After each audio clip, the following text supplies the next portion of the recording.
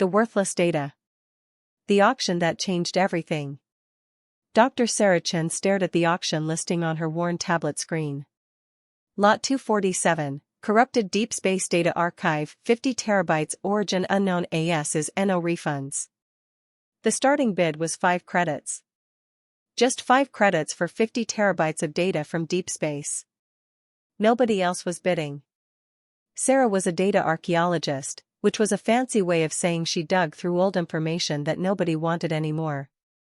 She worked alone in a small apartment on Mars Colony, taking freelance jobs from universities and corporations who needed ancient databases cleaned up or translated. The pay wasn't great, but it let her work on what she loved, finding patterns in chaos. She placed her bid. 5 credits. The auction ended 30 seconds later. She won. The download begins. The data arrived 3 days later through the colony's main network hub. Sarah watched her screen as the download began, expecting it to take hours. Instead, her system started throwing error messages immediately. Corrupted file structure. Unable to parse. Data format unknown. Warning, anomalous patterns detected. She smiled. This was exactly the kind of challenge she enjoyed. The data had been collected by an automated probe 20 years ago, sent to explore a region of space where sensors had detected unusual radiation patterns. The probe had transmitted this massive data packet back to Earth, and then never sent anything again. Scientists at the time couldn't make sense of the data, so they archived it and eventually sold it off when funding got tight. Sarah spent the next week trying to decode the files. The data wasn't corrupted, it was encoded in a way that human systems didn't recognize.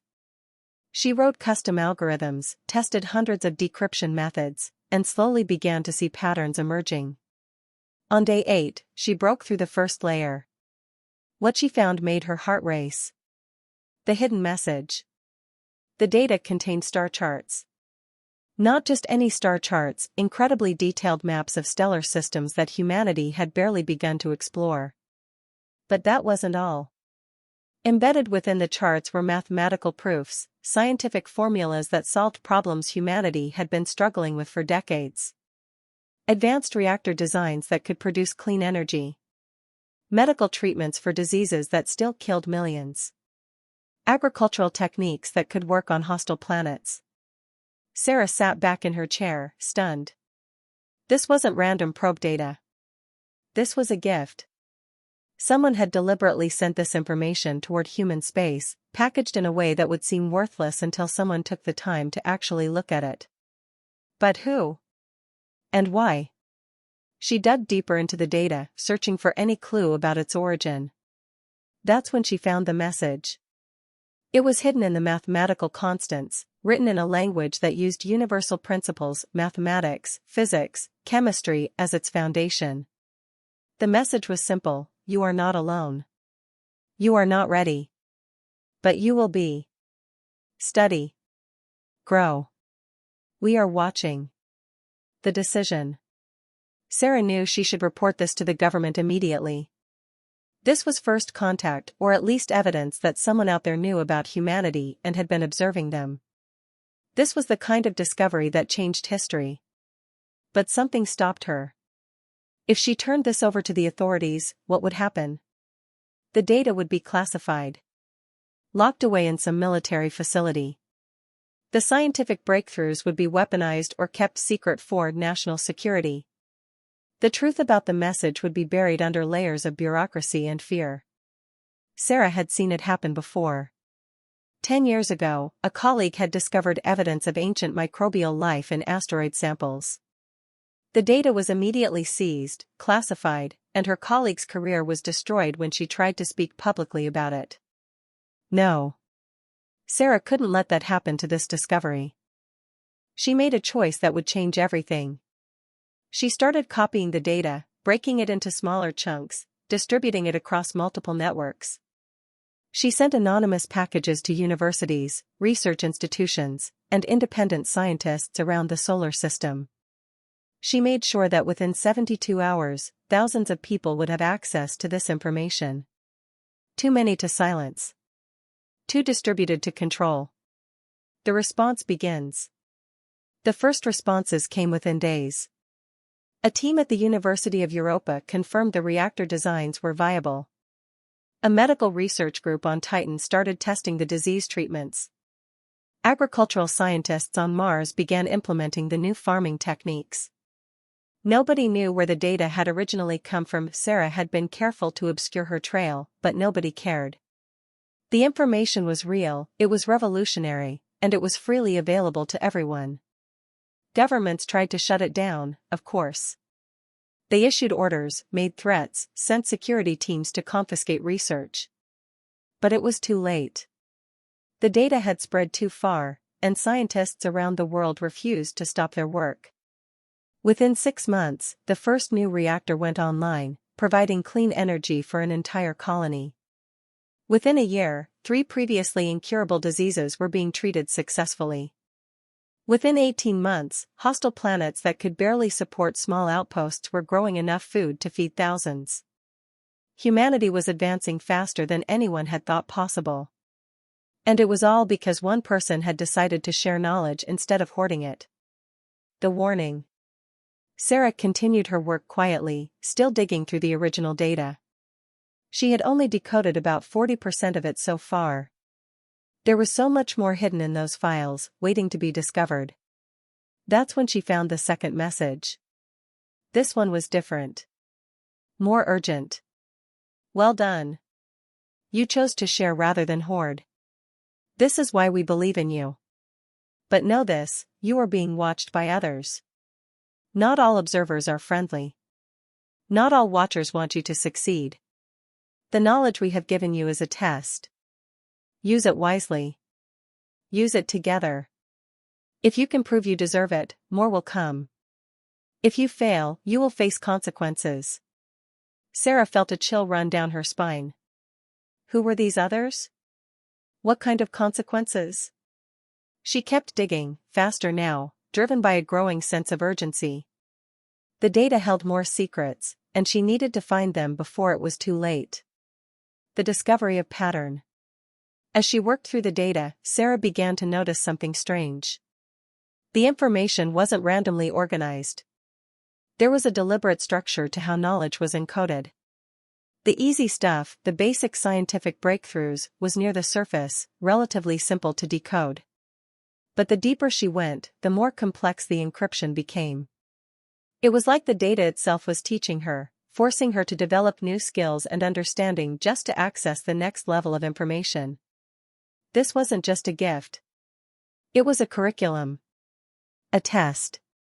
Someone was evaluating humanity's progress, measuring whether they were ready for the next step. And hidden in the deepest layers of encryption, Sarah found something that made her blood run cold. A countdown. Numbers that decreased with each passing day, written in a universal mathematical notation that couldn't be misunderstood. 1,247 days remaining. Until what? The message didn't say. But Sarah knew with absolute certainty that humanity had just over 3 years to prove themselves worthy of whatever came next. She had to work faster. She had to help humanity advance. Because if they failed this test, the consequences would be catastrophic. The race begins. Sarah reached out to other scientists, carefully at first, forming a network of researchers who understood the urgency. She couldn't tell them everything, not yet. But she guided them toward the most important discoveries hidden in the data. Dr. James Morrison, a physicist on Earth, made a breakthrough in faster-than-light theory based on equations Sarah pointed him toward. Dr. Yuki Tanaka on Luna Station developed new materials with properties that seemed impossible. Dr. Rafael Santos in the asteroid belt created artificial intelligence systems that could think in ways human-designed AI never could. Each discovery built on the last. Each breakthrough opened doors to new understanding. Humanity was accelerating, evolving, racing against a clock that only Sarah knew was ticking. But she wasn't working alone anymore. Other data archaeologists had started finding strange patterns in old archives, old probe data, old transmissions from deep space. The information had been there all along, scattered across decades of human exploration. They just hadn't known how to look for it. Someone had been leaving breadcrumbs for humanity for a long time. Teaching them. Testing them. Preparing them for something. The first challenge. 8 months after Sarah's initial discovery, the first real test came. A massive asteroid, previously undetected, was on a collision course with Mars' colony. Impact in 48 hours. If it hit, millions would die. Conventional methods couldn't stop it. The asteroid was too big, moving too fast, and humanity's defensive systems weren't designed for something this large. But buried in the data Sarah had been studying was a solution. A gravity manipulation technique that could redirect massive objects using relatively small energy inputs. It was theoretical, untested, and incredibly dangerous. Dr. Morrison and his team built the device in 36 hours. They had no time for proper testing, no time for safety protocols. Either it worked, or millions died. Sarah watched the news feeds as the device activated.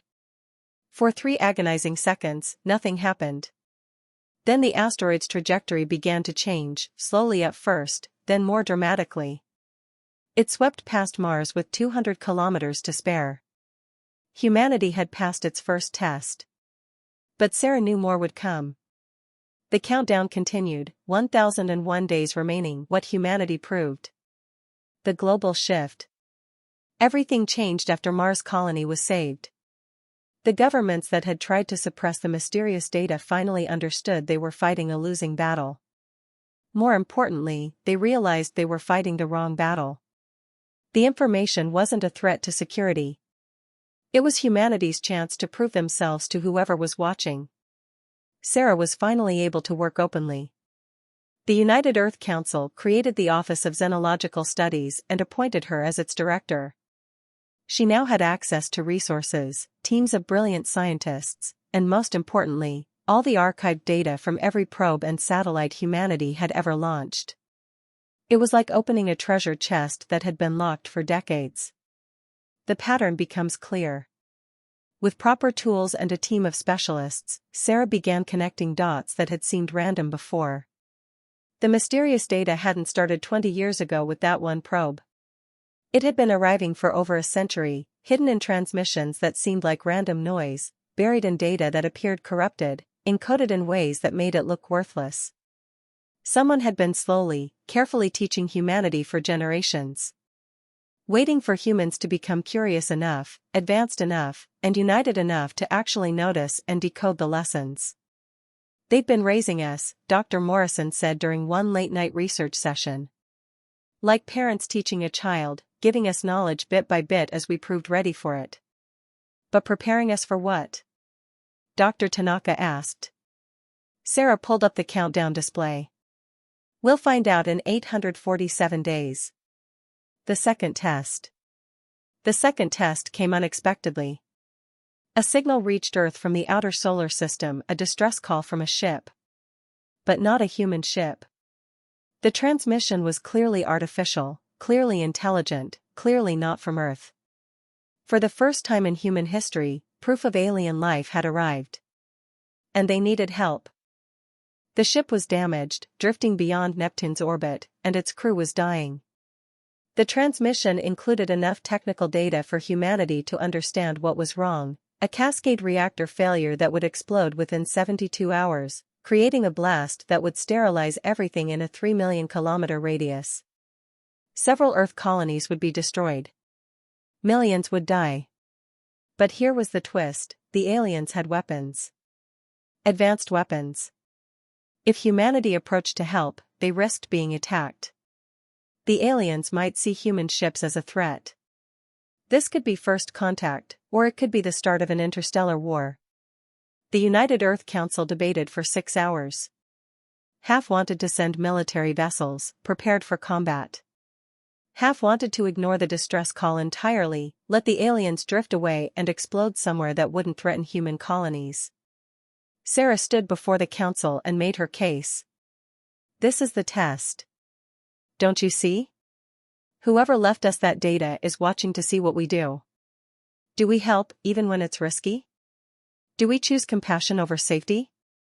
This is the moment that defines us. The rescue mission. Dr. Morrison led the rescue mission personally. His ship, the Endeavour, carried a crew of 30 volunteers, scientists, engineers, and yes, some military personnel for protection. But they approached with weapons powered down, broadcasting messages of peace in every language and mathematical pattern they could think of. The alien ship was massive, built with technology humanity couldn't begin to understand. As they got closer, sensors detected movement. The aliens were still alive, but barely. Morrison's team docked with the alien vessel and entered carefully. What they found shocked them. The crew wasn't hostile. They were terrified. Their ship had been damaged in an accident, and they had been drifting for weeks, supplies running out, unable to repair their reactor. They weren't warriors. They were explorers, just like the humans who had come to help them. Working together, both species barely able to communicate, Morrison's team and the alien crew repaired the reactor with just 20 minutes to spare. The explosion was prevented. Lives were saved. And humanity made its first real contact with an alien species. The aliens called themselves the Varesh. They had been traveling through this region of space on a survey mission. They had known about humanity for several years but had been ordered not to make contact yet. Why not? Morrison asked through a hastily assembled translation system. The Varesh captain's response was chilling, because the Galactic Council decreed your species wasn't ready. You were too violent. Too divided. Too dangerous to introduce to the greater community. The truth revealed. The Varesh stayed in human space for 3 months, sharing knowledge and stories.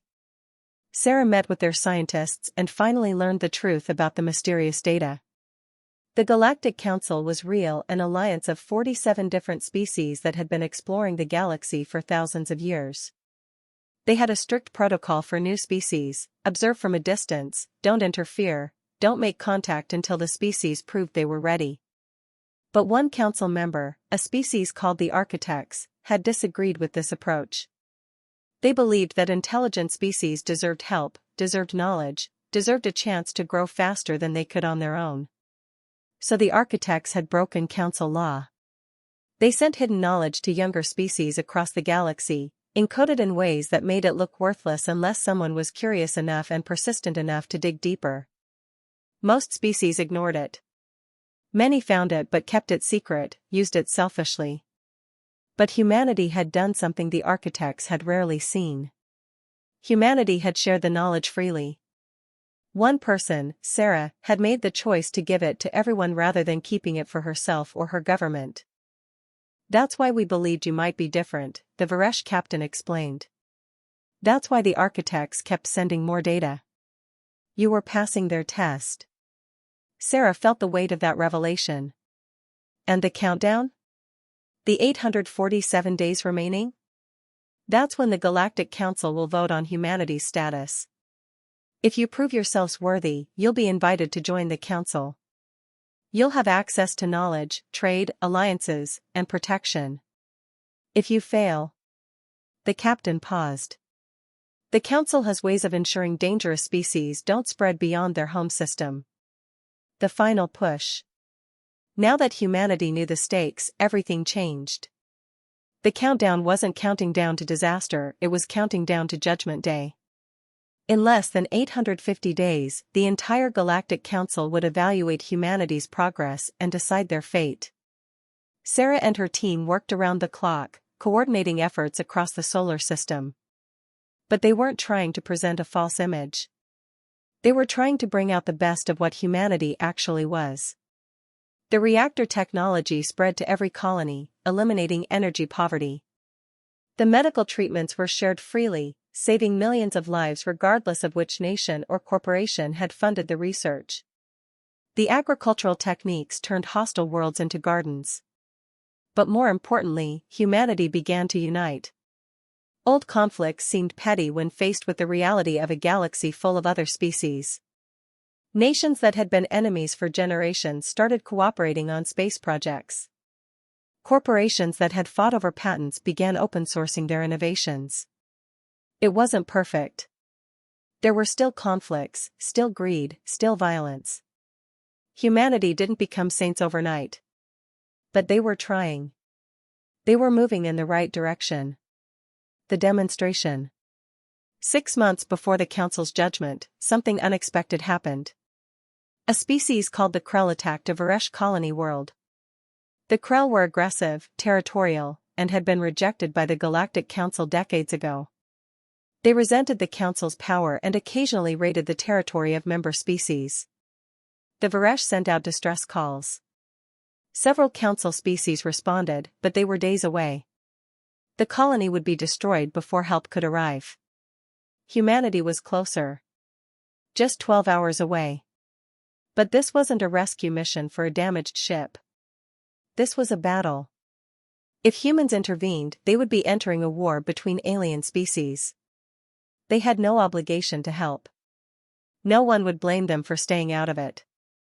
The United Earth Council didn't even debate this time. They sent their fastest ships immediately. The Battle of Varesh Colony lasted 8 hours. Human ships were outmatched by Krell technology, but humanity had one advantage: they were absolutely stubborn.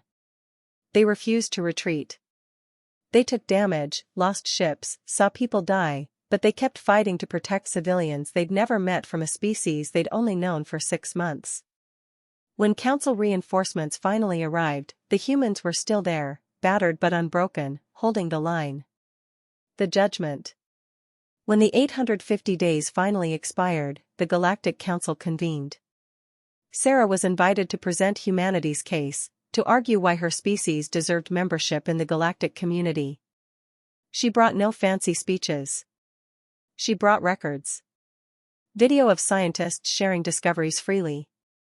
Data showing how human colonies had helped each other despite old rivalries. Evidence of the rescue mission that saved the Varesh ship. Footage from the Battle of Varesh Colony, where humans fought to protect aliens they barely knew. "We're not perfect," Sarah told the assembled representatives of 47 alien species. "We fight. We make mistakes. We have greed and violence and fear. But we're trying to be better. We're trying to grow. And when someone needs help, even when it's dangerous, even when we gain nothing from it, we can't look away. We have to act. We have to try to fix things. Maybe that makes us foolish. But I think it makes us worthy." The council deliberated for 3 days. Sarah spent that time unable to sleep, unable to eat, knowing that humanity's entire future hung in the balance. When the verdict came, it was unanimous. Humanity was accepted into the Galactic Council. Not because they were perfect, but because they had proven something important: they could grow, they could share, they could sacrifice for others. The architects revealed themselves publicly for the first time in centuries, specifically to welcome humanity. Their representative, a being of crystalline structure that bent light into impossible colors, spoke directly to Sarah. "You paid 5 credits for data nobody wanted. You could have kept it, sold it, used it for personal gain. Instead, you gave it to everyone. That single choice changed the fate of your entire species. This is the quality we search for in younger civilizations, the wisdom to understand that knowledge shared is knowledge multiplied." The new beginning. 2 years after Sarah placed that 5-credit bid, Earth officially joined the Galactic Council. Human ships began traveling to distant worlds using technology shared by allied species. Human scientists collaborated with alien researchers on projects that would have seemed like impossible dreams just years before. The solar system transformed. Mars became a true second Earth, lush with engineered ecosystems. The moons of Jupiter and Saturn hosted millions of residents in perfect comfort. Asteroid mining operations supplied resources for expansion that would last centuries. But the biggest change wasn't technological. It was philosophical. Humanity had learned that their success depended on cooperation, on sharing, on lifting each other up rather than tearing each other down. Sarah continued her work as a data archaeologist, but now she was studying archives from dozens of alien species, learning the histories of civilizations thousands of years older than humanity. And she kept finding the same pattern repeating throughout galactic history. Species that shared knowledge prospered. Species that hoarded it stagnated or destroyed themselves. It was a universal truth that transcended biology or culture. The message sent forward. On the 5-year anniversary of humanity's acceptance into the Galactic Council, Sarah authorized a new project. Using architect technology, humanity began seeding their own hidden data packets into the space of younger species, civilizations that hadn't yet developed faster than light travel but showed potential. The information was encoded carefully, made to look worthless, designed to reward curiosity and persistence. Mathematical proofs. Scientific breakthroughs. Messages of hope: you are not alone. You are not ready. But you will be. Study. Grow. We are watching. Humanity was passing forward the gift they had received. Becoming teachers to younger species, just as the architects had taught them. Dr. Morrison, now humanity's ambassador to the Galactic Council, asked Sarah why she was doing this. Aren't you worried these other species might become threats? Might use the knowledge against us? Sarah smiled, remembering her own choice years ago when she distributed that first data packet instead of hoarding it. Fear would tell us to keep our knowledge secret, to maintain an advantage. But the architects taught us something more important: the galaxy doesn't need more competition. It needs more cooperation. If we help others grow, we all benefit. That's the lesson that saved humanity. That's the lesson we need to share. The legacy. 20 years after that 5-credit auction, Sarah Chen was recognized as one of the most influential humans in history. Her single choice to share instead of hoard had altered the trajectory of her entire species. She never sought fame or wealth. She continued working, continued searching for patterns in data, continued helping younger species find the hidden knowledge left for them. And every night, she looked up at the stars and thought about all the other civilizations out there. Some facing their own tests. Some making their own choices about whether to share or hoard, whether to help or ignore, whether to grow together or fall apart alone. The galaxy was vast, full of mysteries and wonders. But the most important truth Sarah had learned was simple: knowledge shared freely multiplied faster than knowledge kept secret. Help given freely returned tenfold. And the choice to lift others up instead of pushing them down was the choice that separated civilizations worthy of the stars from civilizations that would never leave their home systems. Humanity had made the right choice. Not because they were perfect, but because when faced with the decision between selfishness and generosity, between fear and hope, they chose the harder path that led to something better. And across the galaxy, encoded in data that looked like worthless noise, humanity's lessons were waiting for the next species curious enough and brave enough to find them. Waiting for the next Sarah Chen to pay 5 credits for data nobody wanted and make the choice that would change everything. The cycle continued. Knowledge spreading. Civilizations growing. The galaxy becoming a little bit better with each species that chose cooperation over isolation. All because one person looked at something everyone else dismissed as worthless and saw potential.